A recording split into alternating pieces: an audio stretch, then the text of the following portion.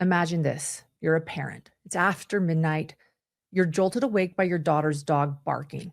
You check her room. She's gone. Her bed's empty. Months earlier, she told you she'd been groomed by an older man. She confided in you that he had abused her in the worst possible ways. That man is out on bond, living free and facing more than 40 charges against children. He has a no contact order against your daughter. You jump in your car to start searching in the darkness of the night. 10 minutes later, you see that man's truck. He has your daughter. What would you do? In the true crime space, we hear about so many horrific stories involving children, stories that stick with you long after the headlines fade. And for most of us, especially parents, it's impossible not to imagine what we would do if it was our own child, if we were ever face to face with someone who had hurt them or could hurt them. What would we do? It's a dark thought, but it is one that crosses every parent's mind at least once. Would you fight back to protect your child? Would you kill to protect them? For one Arkansas father, that question wasn't hypothetical. In the fall of 2024, Aaron Spencer took matters into his own hands, killing the man who had allegedly abused his 13-year-old teenage daughter. Some people say he did what any parent would have done, that he acted out of instinct, love, and pure rage. Others say he went too far, that what happened that night wasn't justice, it was murder. And according to the state of Arkansas, Aaron Spencer wasn't defending his daughter. He was committing a crime. In this episode, we're going to walk through everything we know, the timeline, the evidence, the choices that led up to that fatal confrontation. And we will ask the question, is Aaron Spencer a hero or is he a murderer? And answering that question will be up to a jury. A trial is currently scheduled for January of 2026. I'm Lauren Matthias, and this is Hidden True Crime. Let's get to it. Who is Aaron Spencer? Aaron lives with his wife and his children on a small farm outside of Cabot, Arkansas. Now, this town is quiet. It's a rural community in Lone Oak County. He's a military veteran, a man who served in the 82nd Airborne, who came home, built a life, and raised his two children in the kind of environment where safety wasn't supposed to be a concern. Chickens in the yard, dogs running around, a tight-knit family. But all of that changed when Aaron and his wife Heather learned that their young teenage daughter had allegedly been sexually abused by a 67-year-old man named Michael Fossler. The Spencers say Fossler had been grooming their daughter for months, after meetings through a family friend, sending messages, buying gifts, and then much worse. The truth came out when a relative told Aaron and Heather that their daughter had been confronted with this horrendous, unimaginable information. The daughter eventually opened up to her parents, and the authorities were contacted. Fossler was arrested, and he was charged with multiple counts, including sexual indecency with a child and possession of child. For a time, the Spencers, they felt that justice was finally moving forward. But that sense of relief, it wouldn't last long. Despite the charges, Fossler was released on bond. Heather Spencer later wrote in a Facebook post, quote, "We let the justice system do its job. The monster who hurt our child was quickly charged, but released even faster on a $50K bond. He was awaiting court in December for several felonies in relation to what he did to our child," end quote. As we're all aware, Fossler was only required to pay a fraction of that amount. However, the judge did issue a no contact order, thank goodness. And that meant that Fossler, he was supposed to stay away from the victim completely.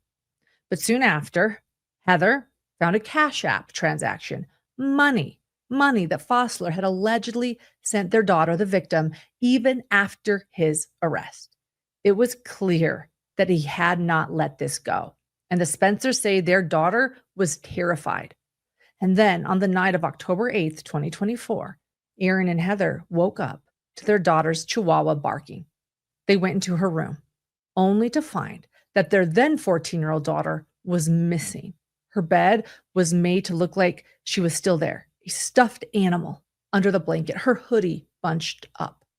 But she was gone. It was every parent's worst nightmare. Heather called 911, but Aaron didn't wait.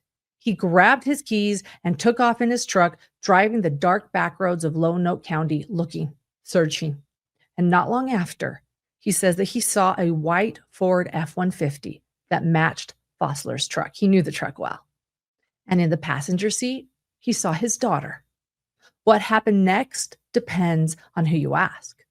But according to Aaron, he began honking his horn and flashing his lights, trying to get the truck to stop. When it didn't, he rammed it off the road. Once the vehicles came to a halt, Aaron confronted Fossler with his gun drawn.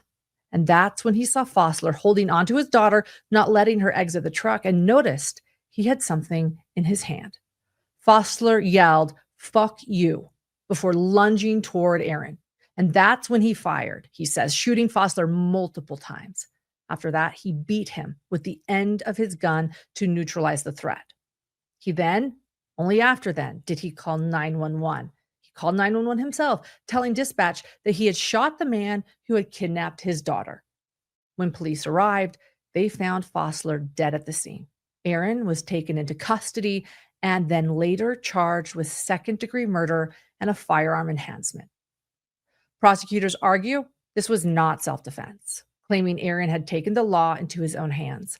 His defense maintains the opposite, that he acted to protect his daughter from an ongoing threat, a man who had no contact order. He had a no contact order against his daughter, and that he did exactly what any parent would have done in that moment.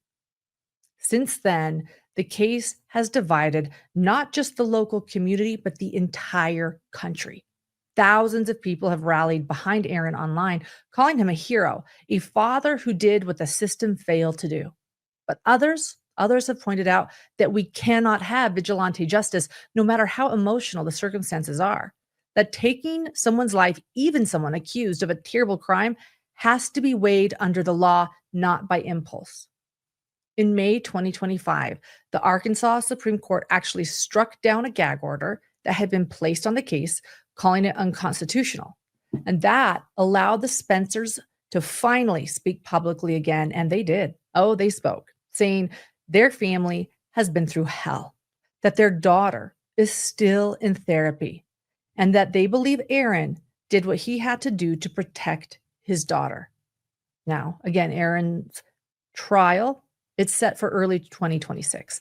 The jury will have to decide whether what he did that night was murder or a father's instinct to save his child.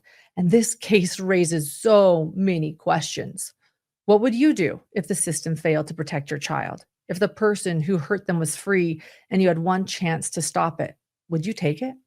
Because that's really what this story comes down to: a father, a daughter, and a moment that changed everything.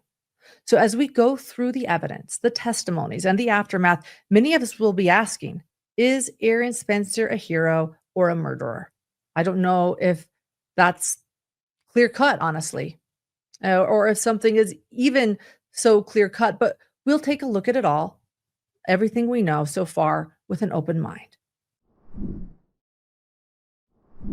There are very few gifts that never get old, but this one truly doesn't. Aura frames is the perfect way to bring your loved ones closer and share memories every single day. In our home, it's become part of our routine. My son loves seeing pictures of us on vacations, holidays, even just little everyday moments. And honestly, it's like a confidence booster every time he walks by Aura frames on the table. One of my favorite photos that we've added is from a recent trip to the national parks. Every time it pops up, we all stop, smile, and remember. Aura Frames was named the best digital photo frame by Wirecutter, and it's easy to see why. There's unlimited storage, so you can add as many photos and videos as you want, and setup is incredibly simple. Just plug it in and share away. So here's the deal. You can save on the perfect gift that keeps on giving by visiting auraframes.com, AURA frames.com. And for a limited time, listeners can get $20 off their best-selling Carver matte frame with code hidden, HIDDEN. That's auraframes.com, promo code hidden. Support the show by mentioning Hidden True Crime at checkout. Terms and conditions apply. A quick word from our sponsor. Does anybody else dread that 5 p.m. question as much as me? That question, what's for dinner? Yeah, I used to stare into my fridge hoping something would magically cook itself. Spoiler, it never did. But now I've got Tavalla, and dinner is officially off my to-do list. This podcast episode is sponsored by Tavalla. Tavalla is a smart countertop oven and meal subscription that work together to make cooking effortless. You just scan the meal's QR code, you pop it in, and the oven cooks it perfectly, steaming, baking, broiling, no guesswork. The other night, I made their chicken parmesan in my Tavalla, and I swear it tasted like something I would have spent hours cooking from scratch, but I would never do that because I don't have time. And yet I do have time now because it only took minutes. And the best part, their meals are chef crafted with real fresh ingredients, not the sad microwave stuff I used to settle for. And get this, Tavalla's oven isn't just for their meals. It can scan and cook store-bought favorites too, like Eggo waffles and Amy's frozen meals. It seriously feels like cooking from the future. And here's the deal. For a limited time, because you're a Hidden True Crime listener, you can save up to $300 on the Tavalla Smart Oven when you order 6 meals or more by heading to tavalla.com/hidden and using code HIDDEN. That's $300 off. Go to TOVALA.com and use promo code HIDDEN. With Tavalla, dinner is taken care of. When the news of the shooting first broke, it spread fast, not just through Lonoke County, but across the country. The headlines all said some version of the same thing. Arkansas father kills man accused of raping his daughter. And from that moment, there was an immediate, palpable divide. People started taking sides right away. On social media, Aaron Spencer became a symbol, the dad who did what needed to be done. Posts poured in from parents saying they'd have done the same thing, that if the justice system wouldn't protect their kids, they would. There were fundraisers, Facebook groups, petitions demanding that prosecutors drop the charges. But prosecutors in Arkansas, they were not backing down, not at all. They say that what happened was not self-defense, it was revenge. They say that Aaron went looking for Fossler that night, and that once he found him, he made a choice to take a life instead of calling police and waiting for them to act. They've pointed out that Aaron brought the firearm, that he ran the truck off the road, and that Fossler never fired a weapon. In their view, for prosecutors, it wasn't about protection. It was about a personal vendetta and taking justice into his own hands. The defense, they see it differently. They argue that this wasn't some premeditated plan. It was a terrified father reacting in real time after waking up in the middle of the night to find his 14-year-old daughter gone. And let me point out that this is the exact age Elizabeth Smart was when she was taken in the middle of the night. And Aaron says that he didn't even know exactly what he'd find when he left his driveway that night. He just knew his daughter was missing and that there was one person in the world who might have taken her, a man charged with abusing her, a man who had a strict no contact order against contacting his minor child. The defense has also said that in those moments, Aaron had every reason to believe his daughter's life was in danger, and that legally, under Arkansas's self-defense laws, he had the right to act to protect her. And honestly, that's the tension at the heart of this whole case. The law says you can use deadly force to protect yourself or someone else from imminent harm. But what counts as imminent? Where does that line blur? When does it blur?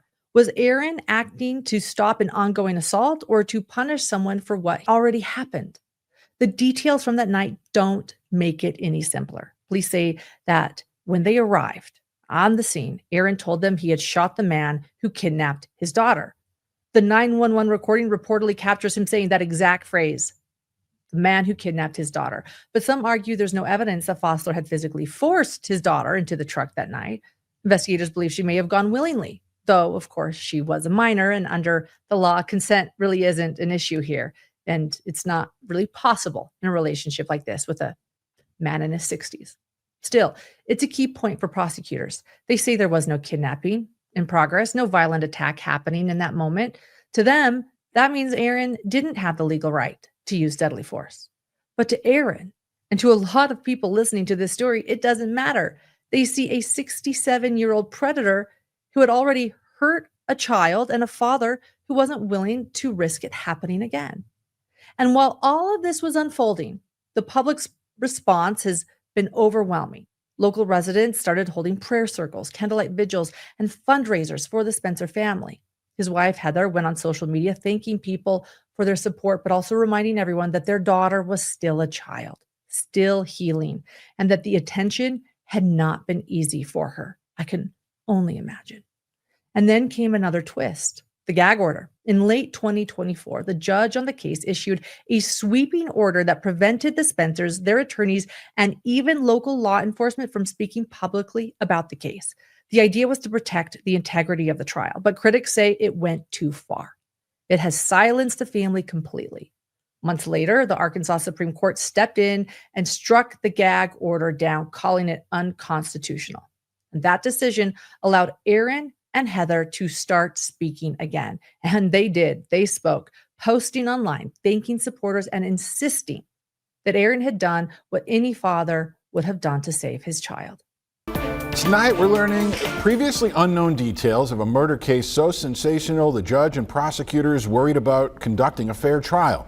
But today, a majority of the Arkansas Supreme Court basically released those details themselves, saying Aaron Spencer and his lawyers have the right to speak publicly about how the man accused of sexually assaulting his teenage daughter ended up dead last year.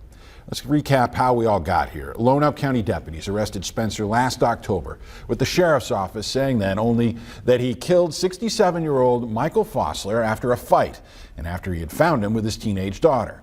Prosecutors charged Spencer with second-degree murder. Court documents reveal Fossler was facing numerous sexual charges involving Spencer's daughter and had posted bond. Spencer's family took to social media. They started calling him a hero. His lawyers saying he did the same thing that any father would have done. We feel very confident that this community is going to come to Aaron's side because every one of them would have done the same thing for their child or their neighbor's child or a member of their family. But that lawyer, Aaron Casanelli, made that statement in defiance of the judge in the case. Lonoke County Circuit Judge Barbara Elmore had put a gag order on the case and sealed almost every document. Spencer and his lawyers appealed that, and today, a strong ruling from the state's high court. The gag order violated Spencer's First Amendment rights, with 3 justices saying they thought the case should have been removed from Judge Elmore's court. That's not going to happen, but the ruling listed new details that we didn't know before. Spencer had discovered his daughter had snuck out. He jumped into his truck and found Fossler with his daughter inside that truck. The opinion from Justice Courtney Ray Hudson said Spencer forced Fossler off the highway that night. That's when they fought, and moments later, Spencer called 911 to say he shot Fossler. Casanelli released a statement praising the ruling and applauding the clear guidelines that it lays out for future gag orders. Justice Hudson writing that gag orders should be a last resort and not a first impulse. Spencer pleaded not guilty last year. He has a pretrial hearing scheduled for August 8th. Since then, the story's taken another unexpected turn. Despite still facing second-degree murder charges, Aaron Spencer announced he's running for sheriff of Lonoke County. When he first said it, people thought it was a joke.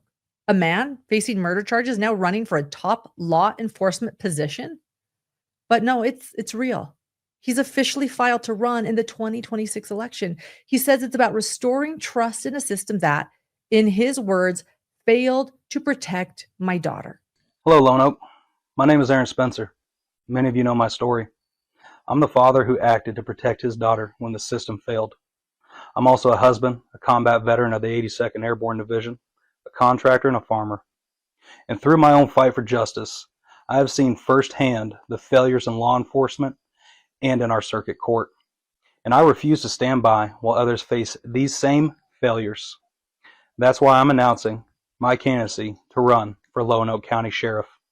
This campaign isn't about me. It's about every parent, every neighbor, every family who deserves to feel safe in their homes and safe in their community.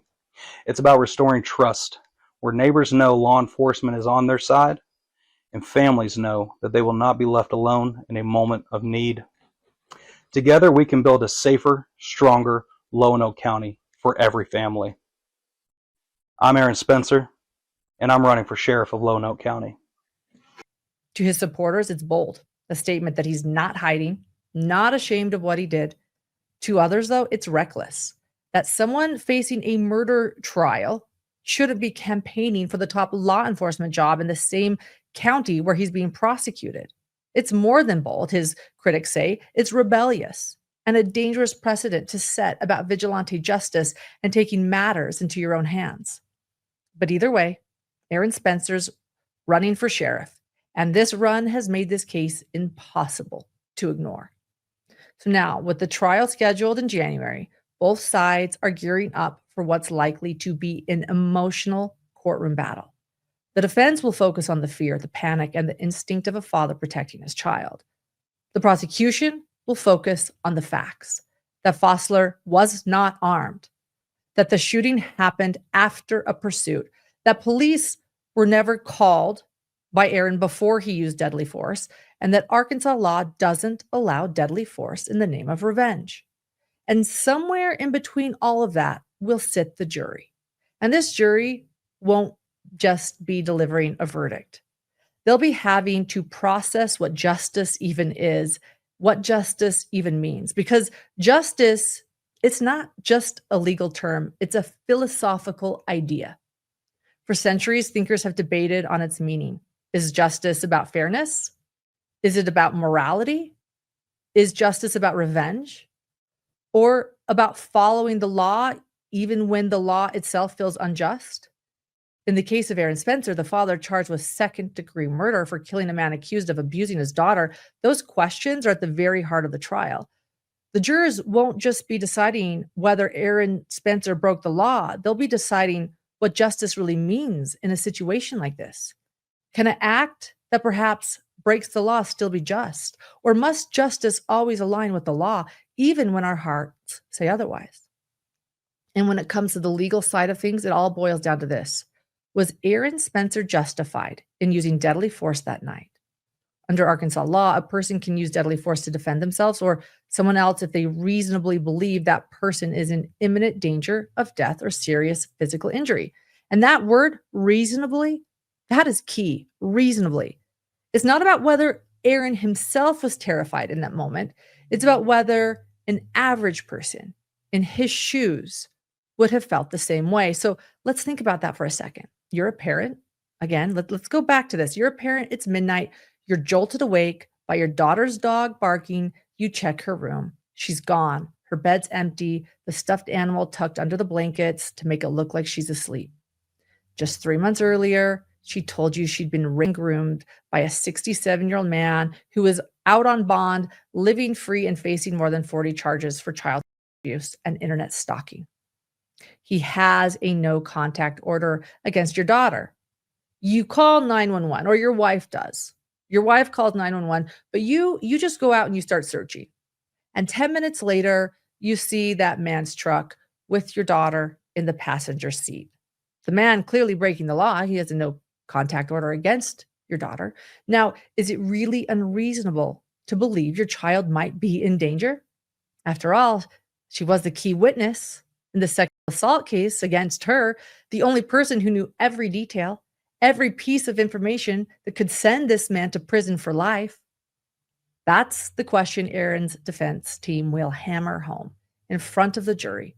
They'll argue that this was not premeditated. This was not revenge. This was a desperate, terrified father reacting in the only way he thought might save his daughter's life.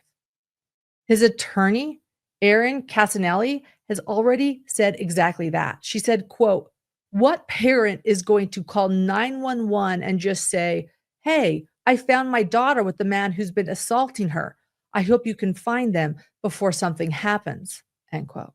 An Arkansas father pleads not guilty today to second-degree murder charges. Aaron Spencer is charged in the deadly shooting of 67-year-old man he found in the car with his 14-year-old daughter. Rebecca Brown was in the courtroom today and has the latest developments on a case that got a lot of national attention. Aaron Spencer is not a criminal. Monday morning, Aaron Spencer uttered the words "not guilty" in front of a judge at the Lono County Sheriff's Office, where he is facing charges for second-degree murder. All this because of an incident on October 8th, where police reports say Spencer's teenage daughter was missing and was discovered by Spencer in a car with 67-year-old Michael Fossler. According to the sheriff's office, this eventually led to an argument ending with Spencer shooting and killing Fossler. He was absolutely fearful for her life. Not to mention that she had been repeatedly the subject of multiple assaults, violent assaults on a child. What are we doing here? According to court documents, Fossler was charged in early September with 2 counts of assault and 2 counts of decency with a child, along with several other charges. According to Spencer's defense attorney, Erin Casanelli, in her words, he did what any parent would have done. We feel very confident that this community is going to come to Aaron's side because every one of them would have done the same thing for their child or their neighbor's child or a member of their family. But according to prosecuting attorney Chuck Graham, who charged Spencer with second-degree murder, Spencer's fear is only part of the story. They have a lot to say about the situation and me, but what's being put out there is not the whole story. And ethically, I can't go much further than that. Outside of the sheriff's office stood family and friends of Aaron Spencer. This case catching the eyes of people beyond Lono County, as many Facebook comments feel as strongly as both sides defending in the state versus Aaron Spencer. And we look forward to the public being involved in this process, certainly more so than they were today. The defense's narrative is built on instinct, that primal protective reaction that any parent would have in that moment. But again, prosecutors, they see it very differently. They're focusing on the actions, not the emotions. The fact that Aaron chased down Fossler's truck, that he rammed it off the road, that he got out of his vehicle armed, that Fossler, according to the investigation, did not have a gun. To them, those facts point to something well beyond self-defense, something more deliberate. Again, vigilante justice, not following the law, taking matters into his own hands, and revenge over justice. And that's why they say they've charged him with second-degree murder. In Arkansas, second-degree murder means someone acted with extreme indifference to the value of human life. It does not require proof that Aaron planned to kill Fossler ahead of time. That would be first-degree murder. First-degree murder is when you plot and plan and prepare. They're not saying that that's what happened here. What prosecutors are saying, though, is that Aaron Spencer's actions were reckless enough to show disregard for a human life, a disregard as to whether Fossler lived or died. But if Aaron's found guilty of second-degree murder, he faces up to 20 years in prison plus additional time for the firearm enhancement. Possibly 20 years for killing the man charged with grooming and abusing his child, killing the man who, while on bond, with a restraining order, showed no regards for the law and took Aaron Spencer's 14-year-old daughter from the safety of her bedroom in the middle of the night. And let me remind you, whether the daughter willingly went or not, it doesn't matter. She's 14. But on the other hand, if Aaron Spencer is acquitted of this, it would send a very loud message, a message that could echo not just in Lono County, but across the entire United States, that we, the people, and courtroom jurors are willing to side with parents who take justice into their own hands when they believe the system failed them. And I wonder, would an acquittal of Aaron Spencer set a precedent for vigilante justice? That if someone feels the law isn't enough, can they take matters into their own hands? And there's another layer here, the sense of failure. Heather Spencer, Aaron's wife, has said again and again that they trusted the justice system. They support law enforcement. They say they are law-abiding citizens. They went through all the right channels when they learned what happened to their daughter. They called the police. They pressed charges. They put their young daughter in therapy. They believed the courts would protect her. But then, 3 months later, the same man accused of assaulting their 13-year-old daughter was out on bond, living freely, and still communicating with her despite a no-contact order. To their family, this wasn't just a technical failure. This was the system that was supposed to protect victims endangering their daughter all over again. And that's part of why Aaron's story resonates so deeply, especially with parents, because most people hear this and think, gosh, if the justice system can't protect their child, what would I do if it were my child? As a parent, I do not need to tell you how busy life gets. Between work, school pickups, and everything in between, dinner can feel impossible. Truly, at our house, it feels impossible. But that is why I love Nurture Life. It has made feeding my child both easier and healthier. Here's something I never even thought about until Nurture Life. A lot of kids' foods can actually contain heavy metals, but Nurture Life is the only kids' meal brand that tests all of their meals for heavy metals. So I can finally feel confident about what I am serving. Nurture Life is a meal delivery service that makes nutritious, ready to serve meals that kids actually want to eat. Everything's made fresh, never frozen, and ready in just 1 minute. My son's favorite meal right now, the Super Sammys, nut-free, ready-to-eat sandwiches.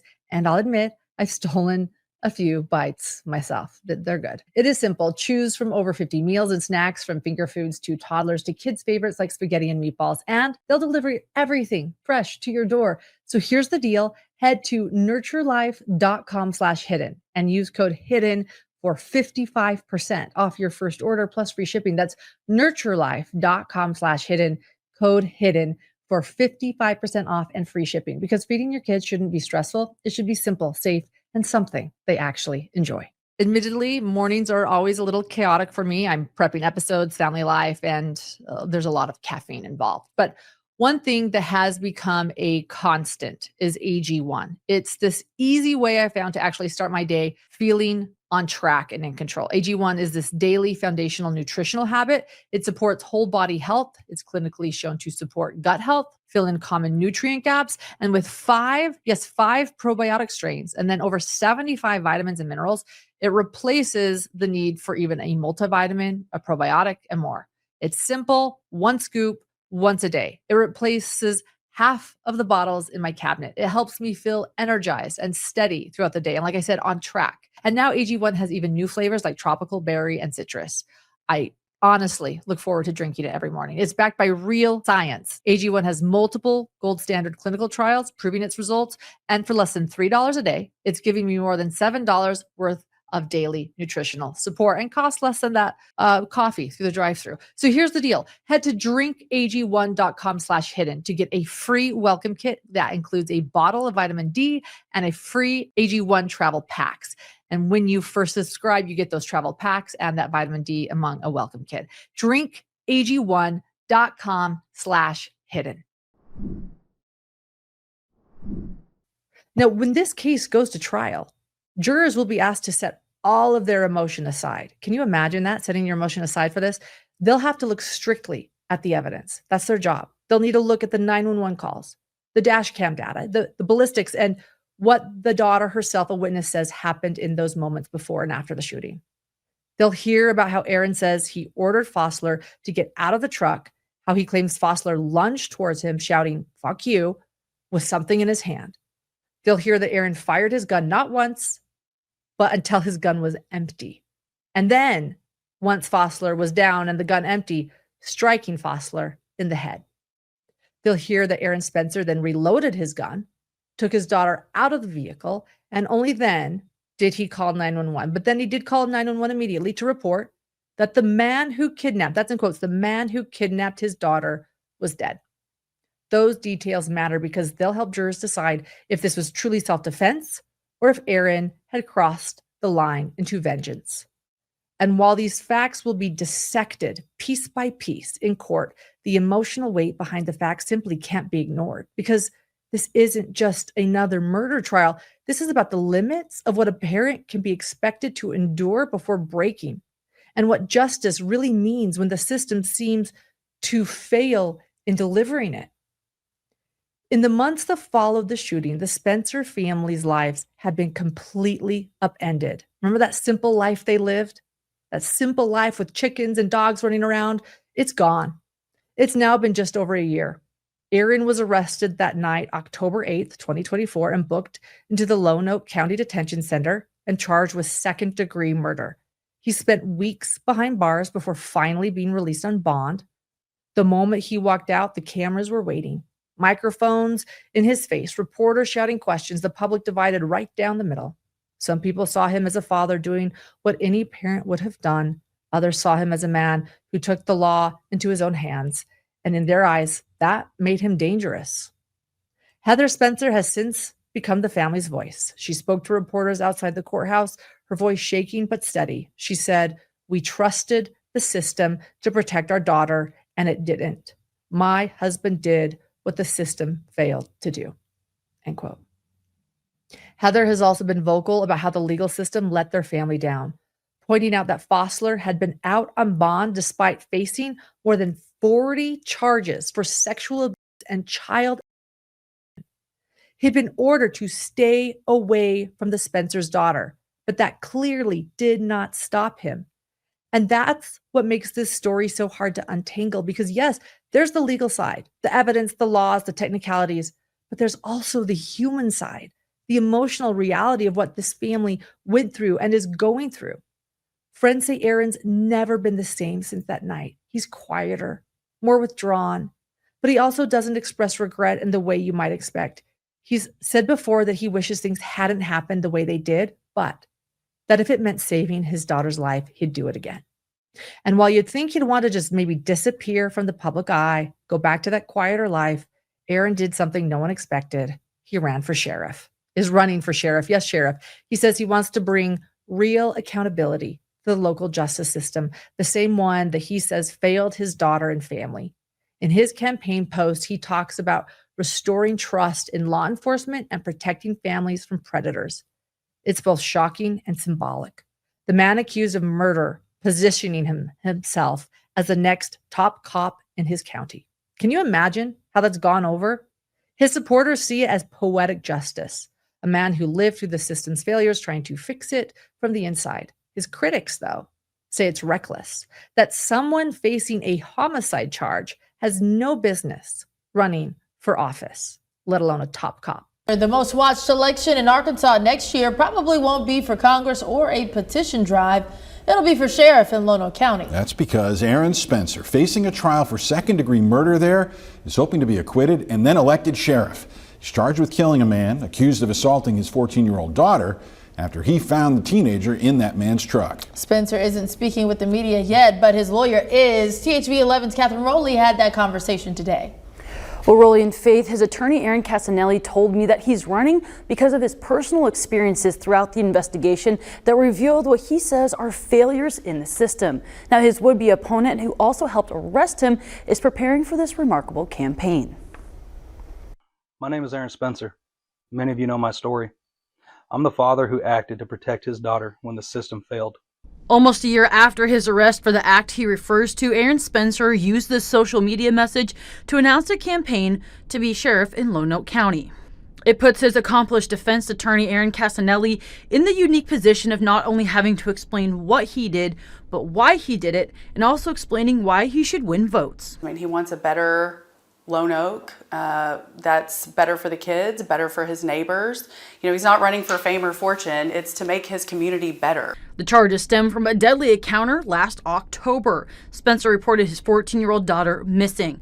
Days earlier, 67-year-old Michael Forster had been charged with stalking and the girl, and soon after rushing out when he found her room empty, caught up with Forster's truck with his daughter inside.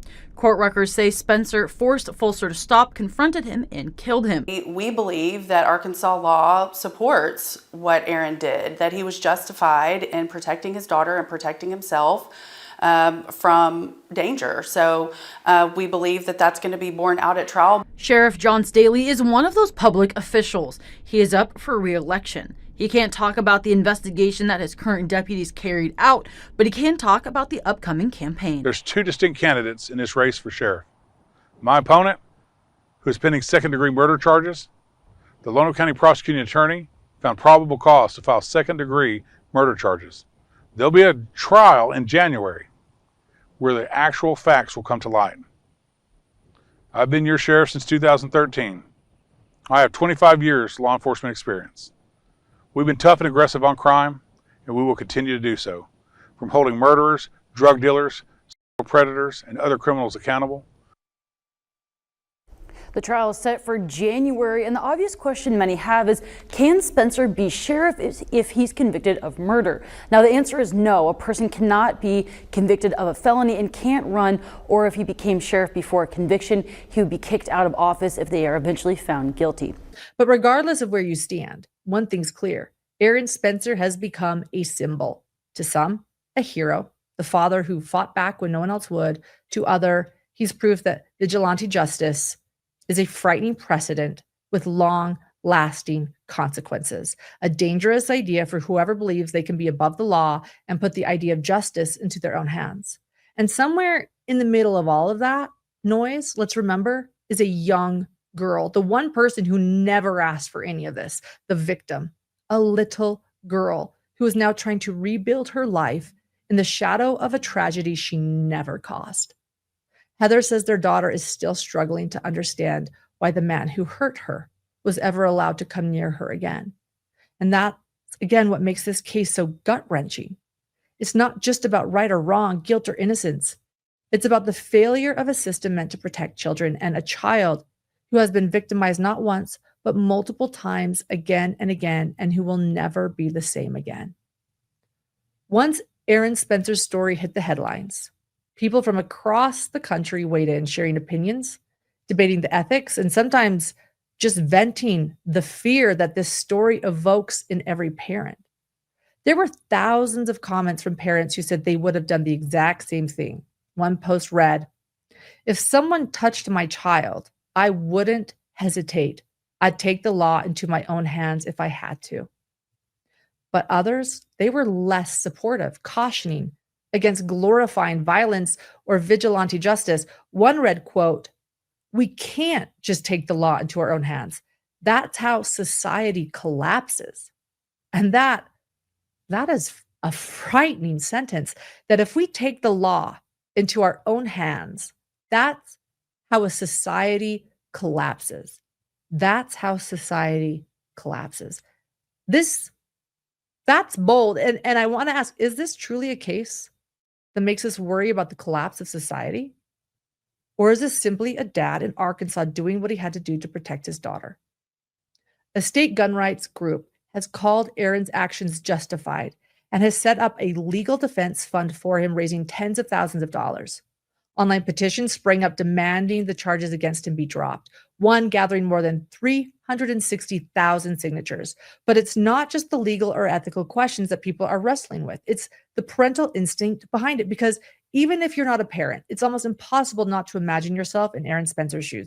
You wake up in the middle of the night to find your child gone, knowing there's a man who has hurt them before and could do so again. What would you do? Wait for the police, hoping they arrive in time, or act, trusting your own judgment and your own hands to protect the one person who matters most? This is why the debate has become so charged. The public is forced to confront a very uncomfortable truth. Sometimes the system fails the people it's supposed to protect. It happens. Our justice system is far from perfect. And when that happens, and ordinary citizens are left with impossible choices, what then? The debate has also touched on bigger questions about justice in Arkansas and across the United States. How safe are children when predators can be released on bond? How does the legal system balance protection with due process? And how much responsibility falls on parents when the authorities fall short? What's undeniable is that this story has struck a chord. It's not just about the shooting itself. It's about fear, love, anger, and instinct. It's about the terrifying, gut-wrenching thought every parent has, the thought that if someone harmed your child, you might be forced to cross a line you never imagined. And as this case heads toward trial in January 2026, that conversation isn't slowing down. Lawyers will debate the evidence. Jurors will weigh every detail. But outside the courtroom, the debate continues online, in kitchens, in workplaces, on podcasts, right here, in communities. Everywhere people are trying to answer the same question. When the system fails to protect the most vulnerable, how far is a parent allowed to go to make things right? So let's talk about what's coming next, the trial. Aaron Spencer is scheduled to go before a jury in January of 2026, and the courtroom is going to be tense, emotional, and probably unlike anything most of the jurors have ever experienced. At the center of it all is the question, was this self-defense or was it murder? That's what the jury will have to decide, and every piece of evidence, every witness, every word in the 911 recordings could tip the scales. On the prosecution side, they say, by the way, that more's coming, more that the public has no idea about. But what they say they will focus on are the facts of the shooting itself. They'll argue that Aaron chased down Fossler's truck, intentionally rammed it off the road, and then used deadly force. They'll highlight that Fossler was not armed, at least as far as police can tell, and that there was no immediate threat to his daughter at that moment. For them, that's the difference between protecting your child and taking justice into your own hands. They'll also point to the multiple gunshot wounds and the pistol whipping, arguing that the level of force used was excessive, beyond reasonable self-defense. And again, the prosecution claims that there's more, so much more, that we don't even know. We'll see when that time comes. The defense, meanwhile, is going to focus on fear and instinct. They'll tell the story from Aaron's perspective, waking up in the middle of the night, realizing his daughter was missing, taking off in his car while his wife was left to call 911, and learning it was the man he believed had already harmed his daughter, a man who had a no contact order against his daughter, thus was breaking the law at that moment, and making split-second decisions under extreme stress. They'll argue that the law allows him to use deadly force to protect another person, and that that other person was his young daughter, that the reasonableness of his actions should be judged in the moment, not in hindsight from the safety of a courtroom.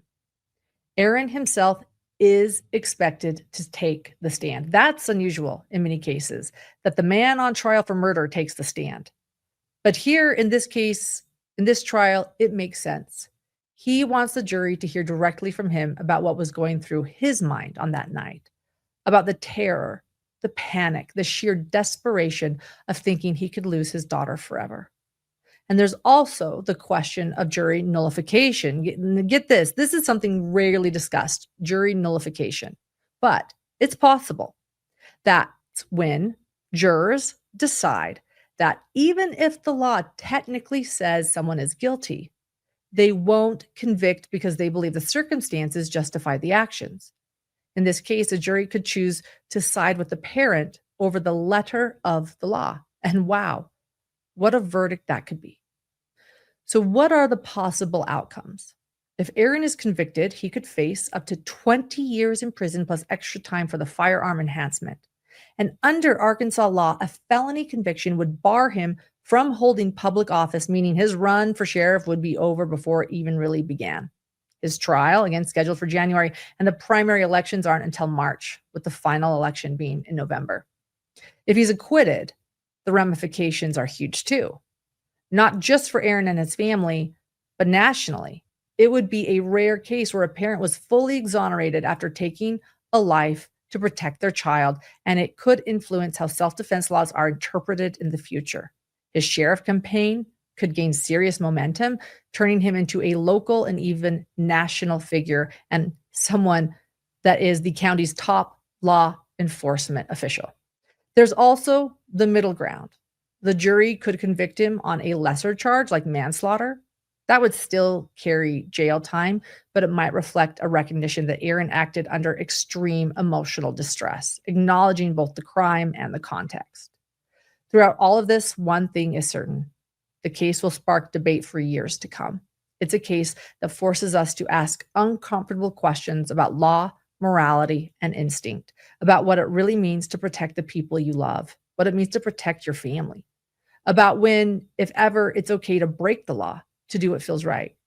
And at the center of it all, there's a father who saw the system fail his child and made a choice that night in October that nobody else could have imagined. So when it comes down to it, as we circle back to that question from the very beginning, is Aaron Spencer a hero or is he a murderer? That's a question, again, that the jury will have to decide. But it's also a question each of us has to wrestle with in our own way, thinking about fear, instinct, and the lengths we'd go to protect someone we love.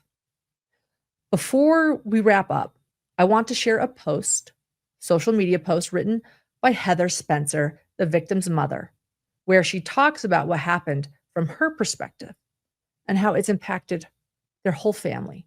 And it says, quote, "It's been a hard 8 months, silently fighting battles we were unprepared for.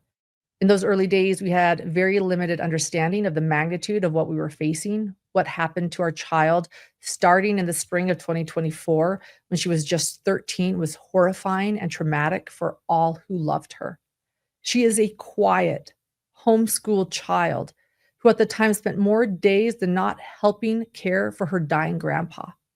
It was hard work, and when presented with the opportunity to spend some time in a safe place, I allowed her to take a much needed break on days when we weren't busy to be with friends that were family.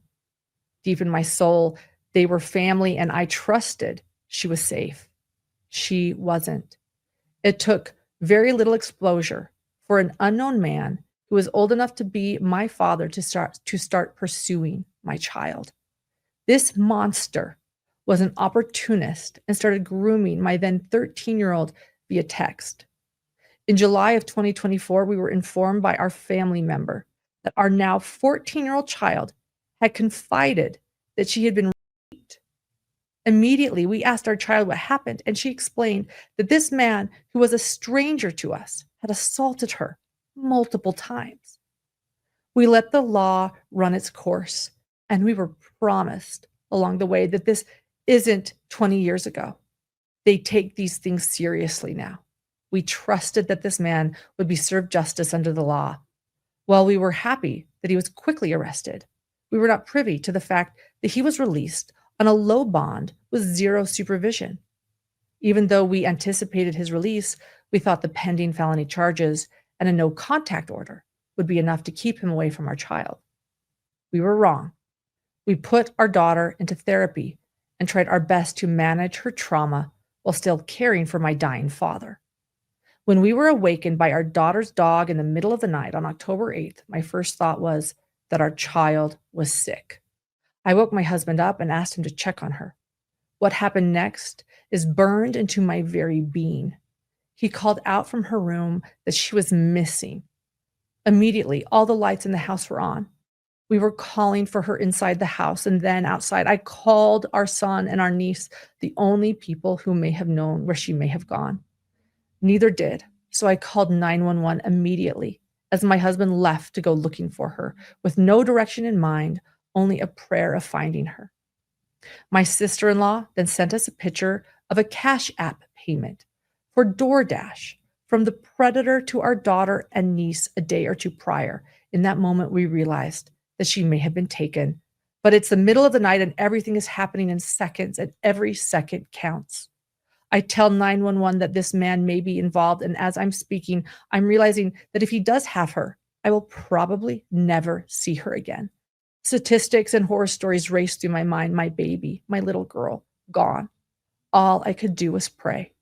I hung up with the 911 operator and called my mother.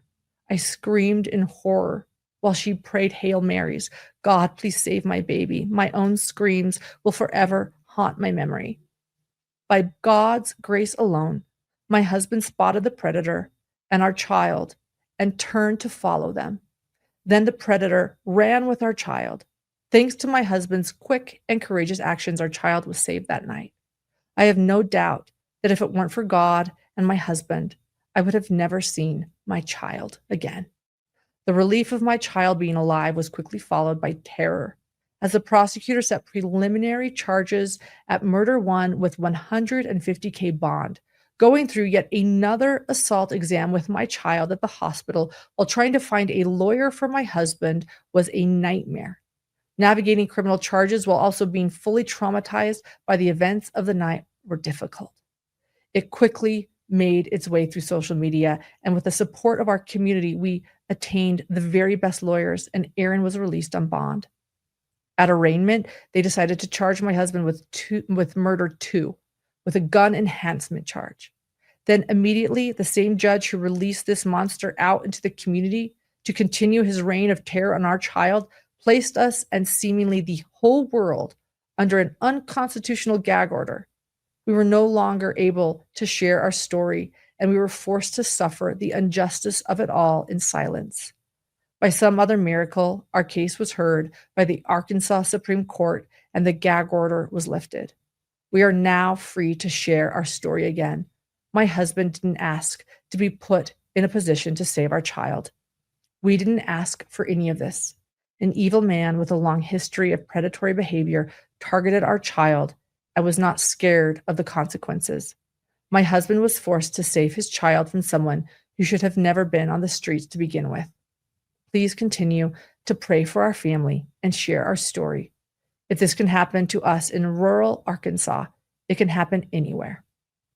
End quote.